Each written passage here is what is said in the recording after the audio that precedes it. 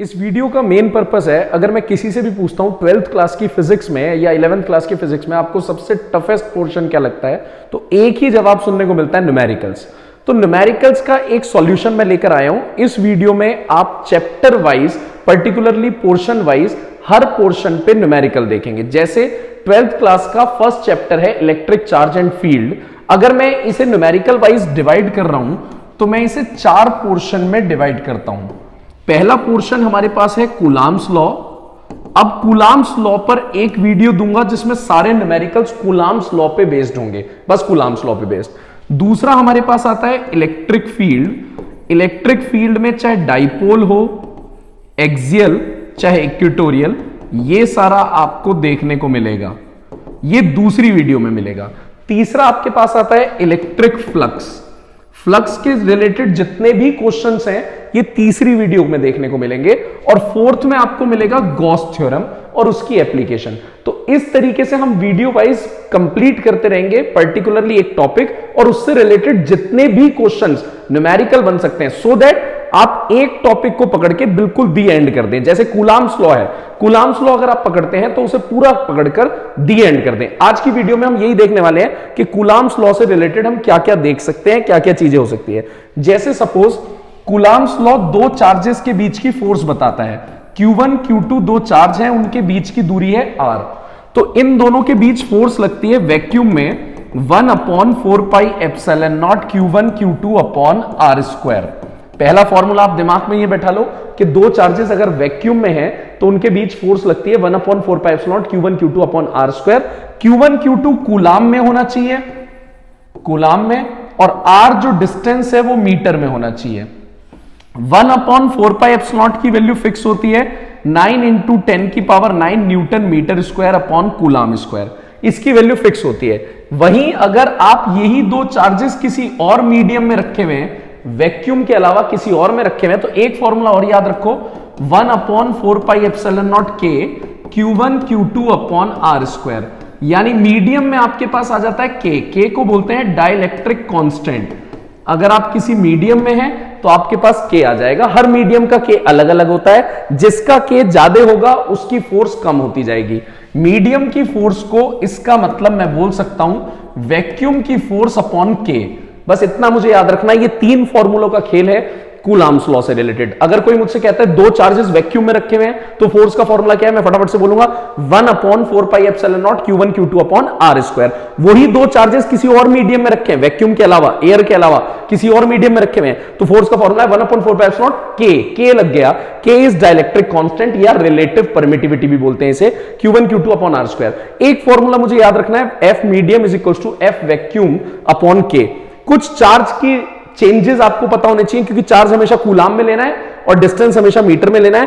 तो आपको यह पता होना चाहिए कि अगर मेरे पास चार्ज है मिली कूलाम में, मिली कूलाम, तो 10⁻³ कूलाम कर दूंगा मैं। Micro coulomb, nano coulomb, pico coulomb, femto coulomb, ये मेरे पास कुछ चार्जेस हैं और ये फटाफट से कूलाम में बदल देने हैं। कैसे बदलेंगे? 10⁻⁶, 10⁻⁹, 10⁻12, 10⁻15। अगर देखा जाए तो ये सिर्फ एक टेबल है, 3, 6, 9, 12, 15, 3 का टेबल। ये कन्वर्जन आपको याद रखने हैं, मिली, माइक्रो, नैनो, पीको, फेम्टो, क्योंकि जब आप न्यूमेरिकल सॉल्व करोगे, न्यूमेरिकल किस में होना चाहिए? कूलाम में होना चाहिए। तो आप पहले इसे कन्वर्ट कर दोगे कूलाम में। अगर आपके पास दे रखा है सेंटीमीटर में डिस्टेंस, तो आप 10⁻² करके उसे मीटर में कर दो। ये वीडियो सबके लिए है जो बेसिक से पढ़ना चाहते हैं, एंड तक उन सबको देखना पड़ेगा। तो अगर आप बेसिक से देखना चाह रहे हैं, मैं सारी बातें कवर कर रहा हूं, लेकिन आज मैं बात करूंगा सिर्फ कूलाम्स लॉ के न्यूमेरिकल की, तो वही चीज देखनी पड़ेगी। अब चलिए फटाफट से क्वेश्चन देखते हैं, किस तरह के क्वेश्चन इसमें आते हैं और कैसे कैसे हम इन्हें सॉल्व करते हैं। फटाफट जैसे पहला क्वेश्चन हमारे पास कह रहा है कि दो स्फेयर्स हैं, उनके बीच की दूरी है 50 सेंटीमीटर। यानी हमें डिस्टेंस पता लग गया। आपके पास जो दोनों स्फेयर्स हैं उनके सेंटर से सेंटर तक की दूरी दे रखी है। हर किसी का जो चार्ज दे रखा है वो इतना दे रखा है। आपसे पूछ रहा है फोर्स बताओ। Basic formula, force is equal to 1/4πε0 Q1 Q2 upon r square. तो पहला क्वेश्चन बिल्कुल बेसिक था, 1/4πε0 की जगह रख दिया आपने 9 × 10⁹ Q1 Q2 ये रहे 6.5 × 10⁻⁷ multiply 6.5 × 10⁻⁷ upon R square. R है डिस्टेंस जो कि सेंटीमीटर में दे रखा है, सेंटीमीटर को हम कन्वर्ट करेंगे मीटर में 0.5 मीटर, मैंने 100 से डिवाइड कर दिया इसे, तो आर स्क्वायर हो गया 0.5 का स्क्वायर। तो पहला पार्ट इसका हो गया, मेरे पास चार्जेस गिवन थे, डिस्टेंस गिवन था, मैंने फॉर्मूला लगा दिया फोर्स का 1/4πε0 q1 q2 upon r square.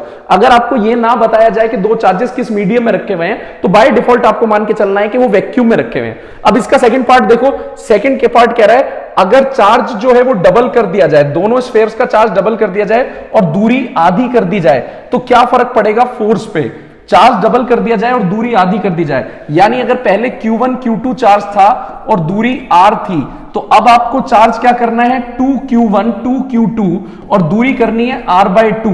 तो फोर्स पे क्या फर्क पड़ेगा, देखो पहले फोर्स थी 1/4πε0 Q1 Q2 upon R square, वहीं आपके पास चार्ज डबल कर दी अगर आपने दोनों, तो दोनों चार्ज डबल करते ही आपके पास फोर्स आ गई 1/4πε0 2Q1 2Q2 अपॉन R/2 का होल स्क्वायर। देखने में साफ पता लग रहा है 2 2 जा 4, फोर्स की भी 4 आ गई, R/2 2 का स्क्वायर हो जाएगा 4, वो 4 कहां जाएगा ऊपर, 2 का स्क्वायर 4 होते ही ऊपर आ जाएगा 4 × 4, बाकी फॉर्मूला एज इट इज है 1/4πε0 Q1 Q2 upon R square. यानी ये चीज तो एज इट इज यही थी, तो 16 टाइम्स हो गई फोर्स, पहले से फोर्स हो गई 16 टाइम्स। जो उसने कहा था अगर आप चार्ज को डबल कर देते हैं, एक को डबल करा दूसरे को डबल करा, तो 4 गुना फोर्स बढ़ गई क्यू से, लेकिन दूरी कितनी कर दी आपने, हाफ, दूरी हाफ करती है R/2 का होल स्क्वायर, 2 2 जा 4 ऊपर आके हो गया 16 टाइम, फोर्स में फर्क पड़ गया 16 टाइम्स। अब हम देखते हैं तीसरे पार्ट में क्या कह रहा है। तीसरे पार्ट में कह रहा है अगर आप इसे पानी के अंदर रख देते हैं जिसका डाइलेक्ट्रिक कांस्टेंट 80 है तो फोर्स पे क्या फर्क पड़ जाएगा। याद करो तीसरा फॉर्मूला आपको क्या सिखाया था, F medium is equal to F vacuum upon K। तो उस हिसाब से हमारे पास वाटर में आ गई force F vacuum upon K की वैल्यू 80, यानी फोर्स हो गई 1/80। जल्दी से क्वेश्चन वीडियो रोक के फटाफट से क्वेश्चन दोबारा खुद बना लो और अगली क्वेश्चन देखो। अगला वीडियो क्या कह रहा है आपके पास, 2 identical point charges Q are kept at a distance R, दो चार्जेस हैं उनके बीच की दूरी है R। Third point charge is placed in the line joining the above 2 charges, इनके बीच में आपने तीसरा चार्ज रख दिया, सपोज करो उसका नाम मैंने रख दिया Q, दोनों के बीच में Q रख दिया। आपसे कह रहा है पूरा सिस्टम इक्विलिब्रियम में हो गया तो इसका मैग्नीट्यूड, पोजीशन और इसकी वैल्यू क्या होगी। मैंने मान लिया ये यहां रखा है अपने, यहां पे मैं दिखाता हूं यहां पे मैं क्या रख करने वाला हूं, जरा ध्यान से देखिएगा कि यहां पे मैंने डिस्टेंस मान लिया x, अगर ये x हो गया तो ये बचा हुआ डिस्टेंस हो गया r-x। उसने क्वेश्चन में क्या क्या बोला है, उसने बोला है पूरा सिस्टम इक्विलिब्रियम है। इक्विलिब्रियम का मतलब क्या होता है, नेट फोर्स जीरो होना, नेट फोर्स जीरो होना। और मेरे से ये कह रहा है कि x निकालो कहां पे रखा है, इस चार्ज की वैल्यू कितनी है, इस चार्ज का और पॉजिटिव है या नेगेटिव ये भी बताना है, साइन भी बताना है, 3 चीजें मुझे बतानी है। इक्विलिब्रियम का मतलब नेट फोर्स क्या है, जीरो। अगर आप देखो ए बी सी, तो अगर देखा जाए तो नेट फोर्स ए पे जीरो होगी। ए पे कौन कौन फोर्स लगा रहा है, बी और सी, ए के अलावा कितने चार्ज हैं, बी और सी, तो ए पे कौन कौन फोर्स लगा सकता है, बी और सी, लेकिन नेट फोर्स ए पे जीरो। इसका मतलब ए किसे रिपेल कर रहा है, ये प्लस वाला प्लस को क्या कर रहा है, रिपेल, तो जरूर ये इसे अट्रैक्ट कर रहा होगा। एक मुझ पे इधर फोर्स लगा रहा है, एक इधर फोर्स लगा रहा है, तभी तो मैं इक्विलिब्रियम में आ सकता हूं। अगर दोनों इधर फोर्स लगा रहे हैं तो मैं इक्विलिब्रियम में नहीं आऊंगा, दोनों इधर फोर्स लगा रहे हैं तो मैं इक्विलिब्रियम में नहीं आऊंगा।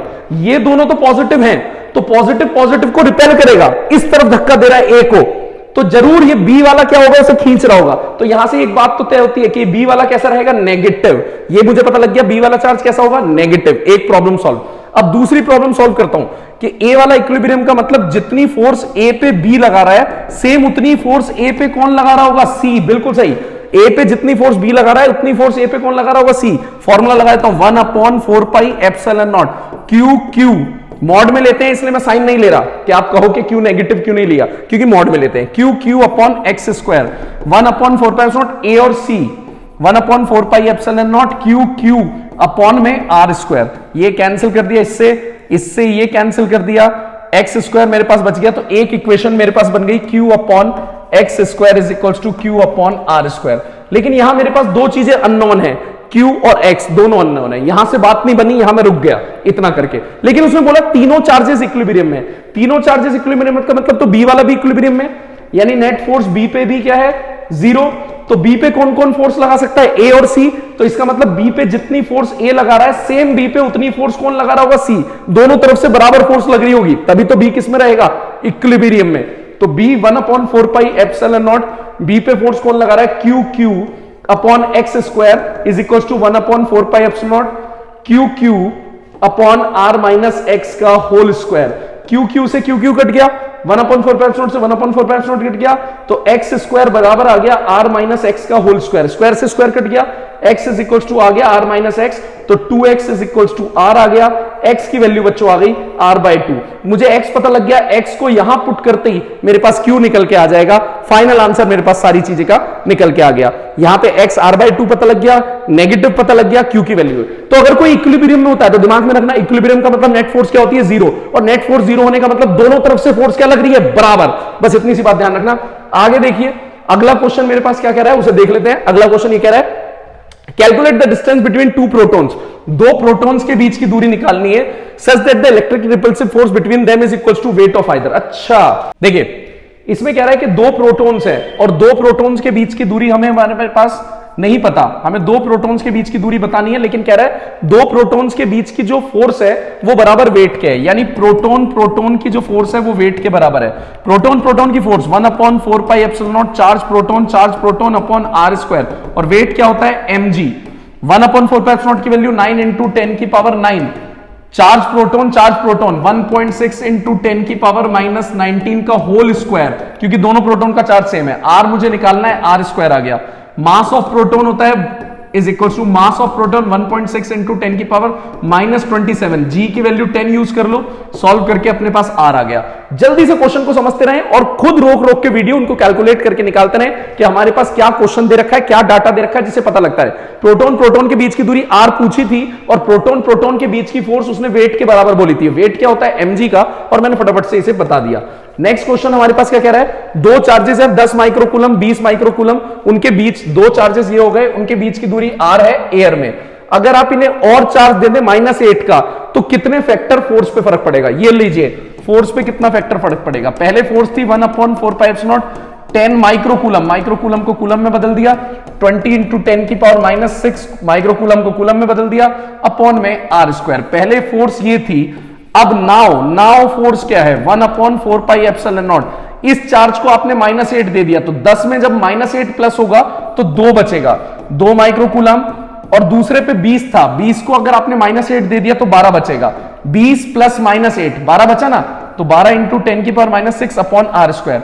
तो यहां अगर आप नोटिस कर रहे हैं तो 20 × 10 200 की टर्म्स में जा रही थी, बाकी सब चीजें तो कांस्टेंट थी, बाकी सारी चीजें तो यहां पे भी है, और 12 × 2 तो यहां पे हमारे पास 24 की टर्म्स में जा रही है। तो देखने की बात है, पहले जो फोर्स 200 पे जा रही थी वो अब 24 पे जा रही है। तो सिंपल क्या मैं ये लिख सकता हूं, force before upon force after is equals to पहले 200 × समथिंग जो कांस्टेंट है डिवाइड बाय 24 × जो समथिंग कांस्टेंट है। कांस्टेंट से कांस्टेंट कट गया तो हमारे पास फैक्टर निकल के आ गया, बिफोर और आफ्टर में हमारे पास कितने का फर्क पड़ता है ये हमारे पास निकल के आ गया। जल्दी से बता सकते हैं हम इसे रोक के कि हमारे पास कितने का फर्क आया है, इसे देख लीजिएगा फटाफट से। अगला क्वेश्चन हमसे क्या डिमांड कर रहा है, अगला क्वेश्चन हमसे कह रहा है दो पॉइंट चार्जेस हैं Q1 Q2 और उनके बीच की दूरी है R वैक्यूम में, तो फोर्स लग रही है उनके बीच F। फिर कह रहा है what will be their separation in oil. अच्छा पहले वैक्यूम में Q1 Q2 थे, उनके बीच की दूरी थी R, फोर्स लग रही थी F। अब आप इन्हें ऑयल में ले गए Q1 Q2 को, और इनके बीच की दूरी कितनी हो जाएगी, R' नाम दे दिया मैंने, जिससे कि फोर्स तो रहे सेम, फोर्स अभी भी F है, लेकिन अब आपने जो डाइलेक्ट्रिक कांस्टेंट है वो 16 यूज किया है। बहुत आसानी से क्वेश्चन सॉल्व हो जाएगा, जो अभी आपको मैंने बताया था। कैसे लगाएंगे फोर्स का formula, 1/4πε0 Q1 Q2 upon R square पहले का केस है, अब का केस भी फोर्स बराबर है 1/4πε0 K, मीडियम आ गया ना, Q1 Q2 अपॉन में R' का स्क्वायर। अगर मैं इन दोनों फोर्सेस बराबर है तो इन्हें इक्वेट कर दूं, जैसे ही मैं दोनों को बराबर रखूंगा 1/4πε0 से 1/4πε0 कट जाएगा, Q1 Q2 से Q1 Q2 कट जाएगा, तो इस तरफ बच गया 1/R स्क्वायर और इस तरफ बच गया 1/K, जिसे आपने 16 बोल रखा है R' का स्क्वायर। जैसे मैं स्क्वायरिंग हटा दूंगा तो इधर बच जाएगा आपके पास 1/R, 16 की जगह आ जाएगा 1/4 और R' स्क्वायर की जगह आ जाएगा R', तो यहां से R' की वैल्यू आ गई R/4। So simple. एक बार क्वेश्चन जल्दी से अपनी कॉपी में करते रहिए, रुकिएगा मत, क्वेश्चन करते रहिएगा, कमेंट करके बताते रहिए किस किस के आंसर्स प्रॉपर आते जा रहे हैं और आंसर जरूर बताइएगा। अगला क्वेश्चन हमारे पास क्या कह रहा है उसे ध्यान से देखिएगा। कह रहा है in a medium the force of attraction between 2 point electric charges distance d apart is f। किसी मीडियम में दो चार्जेस हैं, उनके बीच की दूरी d है और उनके बीच फोर्स है f। What distance apart should these be kept in the same medium so that the force between them is 3f? Force को f की जगह 3f बनाना है आपको, तो उनके बीच की दूरी कितनी हो जाए? ध्यान दीजिएगा, मीडियम सेम रखने को बोला है, r पूछा है कितना हो जाए कि फोर्स 3f। सिंपल, जब भी आपके पास ऐसे दो केस बने ना, सॉल्व करने का बेस्ट तरीका क्या है? पहले वाले केस में फॉर्मूला लगाओ, दूसरे वाले केस में फॉर्मूला लगाओ और ज्यादातर दोनों को डिवाइड कर दो, बहुत जल्दी सॉल्व हो जाता है। तो देखिए जरा, फोर्स का formula 1/4 pi epsilon naught Q1 Q2 upon D square, ये मैंने पहले केस का फॉर्मूला लगा दिया। दूसरे केस में 3f दे रखा है, तो 1/4 pi epsilon naught Q1 Q2 upon में r स्क्वायर। अगर मैं इन दोनों को डिवाइड करूंगा तो f से 3f डिवाइड होते ही f से f गया, 1/3 बच गया। 1/4 पाई एप्सिलॉन नॉट से 1/4 पाई एप्सिलॉन नॉट गया, Q1 Q2 से Q1 Q2 गया, तो हमारे पास बच गया 1/d square divide by 1/r square. इधर का तो 1/d स्क्वायर आ गया, डिवाइड कर दिया मैंने इन दोनों को, और 1/r स्क्वायर। तो सिंपल हमारे पास आ गया answer 1/3 is equals to r square ऊपर अपॉन में d स्क्वायर। तो हमारे पास आंसर आ गया r is equals to d upon √3, square को हटाते ही अंडर रूट करते ही r is equals to d upon √3 आ गया। ये क्वेश्चन भी सॉल्व। अगला क्वेश्चन देखते हैं क्या कह रहा है हमारे पास। दो चार्जेस हैं, डाइलेक्ट्रिक कांस्टेंट से उनकी फोर्स पे दे आर कैप्ड। अगर डाइलेक्ट्रिक कांस्टेंट की वैल्यू बढ़ा दी जाए, द डाइलेक्ट्रिक कांस्टेंट बढ़ा दी जाए, तो फोर्स पे क्या फर्क पड़ेगा? अभी तो आपको बताया था कि फोर्स जो होती है वो k पे कैसे डिपेंड करती है, इनवर्सली, क्योंकि मीडियम में फोर्स का फॉर्मूला क्या था? 1/4 pi epsilon not k Q1 Q2 upon r square. तो अगर आप k की वैल्यू बढ़ाओगे तो साफ पता लग रहा है फोर्स क्या हो जाएगी? कम हो जाएगी। Question solve. ठीक है, अगला क्वेश्चन देखते हैं हमारे पास क्या डिमांड कर रहा है। Electrostatic force between two protons is situated at a distance x from each other. दो प्रोटॉन है, उनके बीच की दूरी x है और उनके each other is y Newton, और उनके बीच जो फोर्स लग रही है वो y है। What will be the electrostatic force between the two electrons situated at the same distance. दो इलेक्ट्रॉन्स अगर सेम दूरी पे रखे जाएं, सेम दूरी यानी x, तो फोर्स कितनी होगी? बच्चों एक बात बताओ, फोर्स किस किस पे डिपेंड करती है? चार्जेस पे और डिस्टेंस पे। जितना प्रोटॉन्स पे चार्ज होता है यार, सेम चार्ज तो इलेक्ट्रॉन पे होता है, बस वो नेगेटिव होता है। लेकिन नेगेटिव का कोई फर्क नहीं पड़ता क्योंकि हम मॉड लेते हैं, तो नेगेटिव का कोई फर्क नहीं पड़ता। यानी प्रोटॉन पे जो चार्ज था, सेम चार्ज हमें देखने को मिल रहा है इलेक्ट्रॉन पे।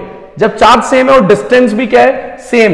मीडियम भी कोई छेड़खानी नहीं करी, मीडियम भी सेम रखा है, तो एग्जैक्टली फोर्स भी सेम आएगी। 1/4 pi epsilon naught Q1 Q2 upon r square formula होता है। प्रोटॉन और इलेक्ट्रॉन दोनों पे charge same, distance same, 1/4 pi epsilon medium same, तो जो फोर्स आएगी अब दो इलेक्ट्रॉन्स के बीच, वो सेम फोर्स आएगी जो दो प्रोटॉन के थी। यानी आंसर आ गया मेरे पास y न्यूटन आंसर आ गया। जल्दी से अगला क्वेश्चन देखते हैं क्या मांग रहा है अगला क्वेश्चन।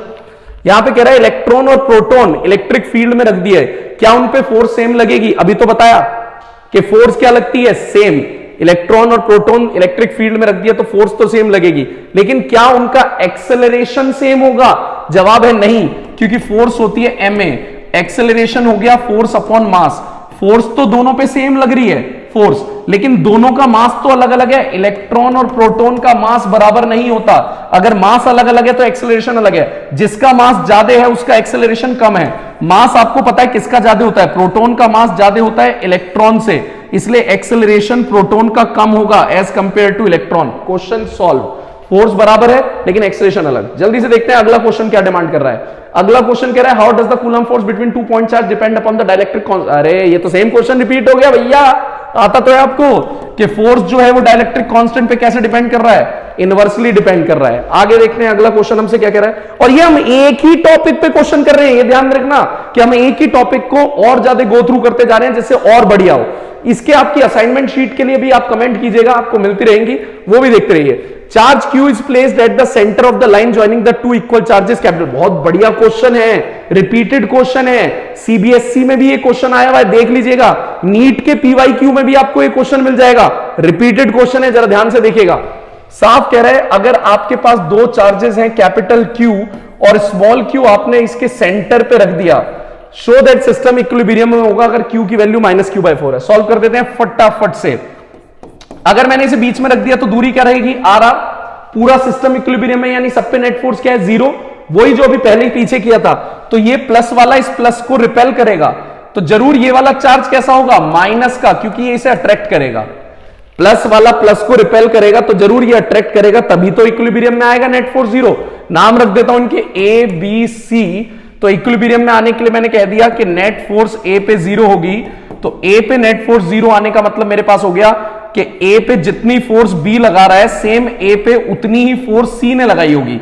ए पे जितनी फोर्स बी लगा रहा है सेम उतनी फोर्स सी ने लगाई होगी, तभी तो इक्विलिब्रियम में आएगा। ए पे बी फोर्स कितने लगा रहा है 1/4 pi epsilon naught Q Q upon R square, और ए पे सी कितनी फोर्स लगा रहा है 1/4 pi epsilon naught Q Q upon 2r square. Distance पे ध्यान देना, जल्दबाजी में गलती कर देते हैं बच्चे। क्यू क्यू अपॉन 2r का स्क्वायर, ये कैंसिल हो गया इससे, कैपिटल क्यू से कैपिटल क्यू गया, ठीक है। Q upon R square is equals to Q upon 4r square, square कर दिया मैंने इसका, तो क्यू की वैल्यू क्यू बाय 4 आ गई। मॉड में आई है क्योंकि हम मॉड में निकालते जाते हैं सबकी वैल्यू। वही क्यू की वैल्यू है कैसी, नेगेटिव। क्यू की वैल्यू कैसी है, नेगेटिव, तो पूरा आंसर आ गया हमारे पास -q/4। सारी बातों को ध्यान में रखते हुए आगे बढ़ते रहेंगे, और ये क्वेश्चन खुद करके रखते रहो, मेरे करने से कुछ नहीं होगा। ऐसे तो पता नहीं कितने कर गए, आपको ये खुद करने पड़ेंगे क्वेश्चंस।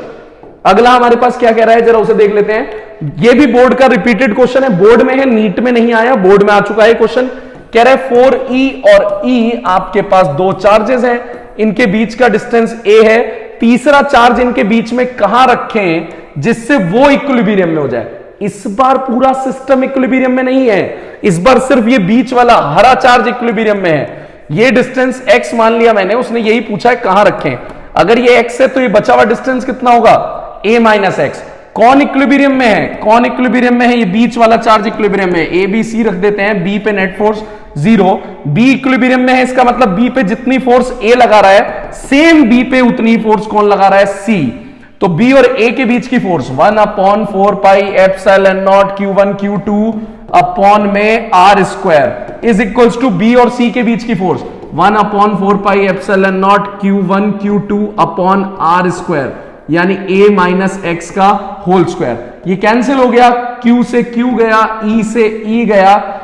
अगर मैं 4/x स्क्वायर को 2/x का होल स्क्वायर लिख सकता हूं, 4/x स्क्वायर को, जिससे मैं क्वाड्रेटिक से बच जाऊं, क्वाड्रेटिक से बच जाऊं, और इसे लिख दिया मैंने 1/a माइनस एक्स का होल स्क्वायर। स्क्वायर से स्क्वायर रूट चला गया, 2/x is equals to 1/a minus X, cross multiplication कर दो, 2a minus 2x is equals to x, answer आ गया 2a is equals to 3x, x की value निकालनी थी, आंसर आ गया 2a/3।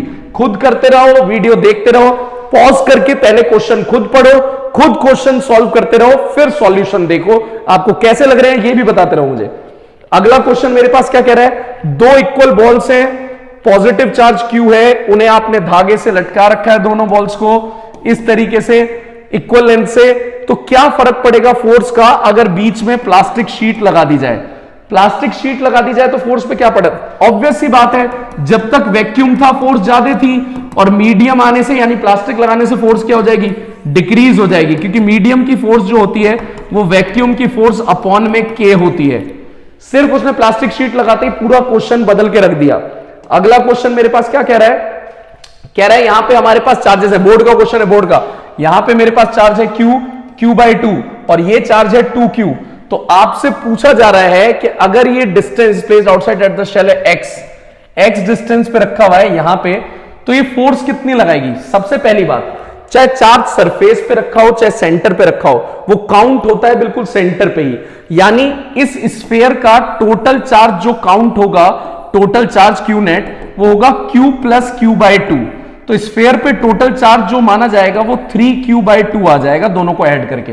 तो टेक्निकली इस पे 3q/2 चार्ज हो गया, और यहां पे चार्ज कितना है 2q, और दोनों के बीच की दूरी हो गई x। फोर्स बताना है मुझे, तो फोर्स का फॉर्मूला हो गया 1/4 पाई एप्सिलॉन नॉट 3q/2 यानी q1, 2q यानी q2 अपॉन में x स्क्वायर। खत्म हो गया। कूलाम्स लॉ पे रिलेटेड क्वेश्चंस मैंने यहां पे आपको करवाए हैं। अब आई होप कि आपको कूलाम्स लॉ से रिलेटेड क्वेश्चंस आराम से सॉल्व हो जाएंगे। एक बार आप खुद चेकआउट कर लिए और जल्दी से मुझे बताइए, और चैनल को सब्सक्राइब कर दीजिए, और जरूर अपने जितने भी फ्रेंड्स हैं उन्हें जरूर बता दीजिए कि कोई एक ऐसा चैनल आया है जो आपके न्यूमेरिकल्स को स्ट्रॉन्ग कर रहे हैं, विथ किसके हिसाब से, आपको सिर्फ टॉपिक के हिसाब से, जैसे आज कूलम्स लॉ है। और अगली वीडियो के लिए कमेंट कर दीजिए इलेक्ट्रिक फ्लक्स, अगर आप जल्दी से देखना चाहते हैं, ट्रिक देखना चाहते हैं इलेक्ट्रिक फ्लक्स पर, तो जल्दी से कमेंट कर दीजिए, जल्दी से जल्दी लेकर आएंगे हम इलेक्ट्रिक फ्लक्स की नई वीडियो।